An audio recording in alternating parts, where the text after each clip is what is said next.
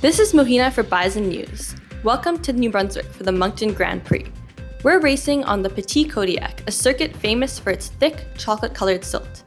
The Micmac name for this place translates to the river that bends like a bow. Their navigators were masters of these tricky winding curves for thousands of years, long before we brought our roads. The challenge today? The thick mud and zero visibility. If you miss the apex on these slippery banks, you're sinking into the silt. It's a messy, high-speed test of pure local knowledge. So lights out, and away we go.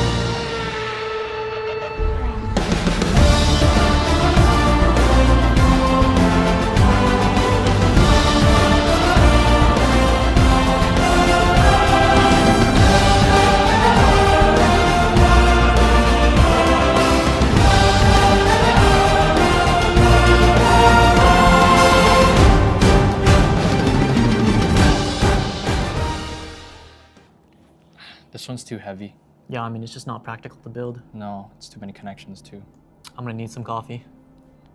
I don't know, geometry's too complicated on this one, I think. Yeah, the connections are complicated too. Yeah, and then like construction sequence might be a bit difficult.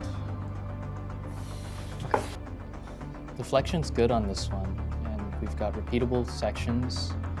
We've got good strength to weight ratio, and the connections look really simple to build. I think this one could be it. Nico. What? That's the one.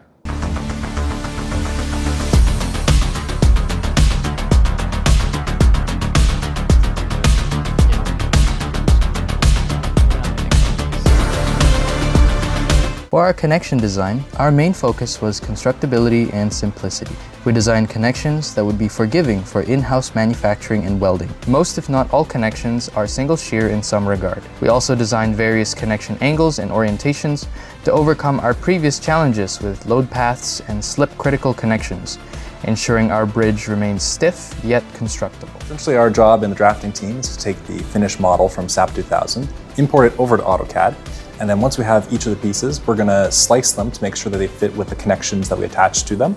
And then once that's finished, we break them up into individual pieces for our shop drawings. So that way we can send those off to the fabricators to get our steel cut to the proper dimensions. And afterwards, we'll also create our assembly drawings where we have multiple pieces together with how we'll weld them. So our welding team can then fit each piece onto exactly where it needs to be.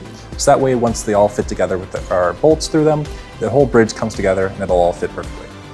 Components are made of parts laser cut from structural steel stock. Our team performed all welding and grinding to fabricate each bridge member. To mitigate the risk of warping, each member remained in the welding jig until fully cooled. The connections were installed last, working from one end to the other to ensure a tight fit. Construction begins at the east pier. Once the east pier is in place, the south stringer is installed moving west using assemblies of two parts stacked vertically. The cantilever to the east is built out at the same time to maintain balance. Once the south stringer is completed, the west pier is installed. After this, the north stringer is built the same way as the south. And finally, laterals are installed, starting from the west end moving east.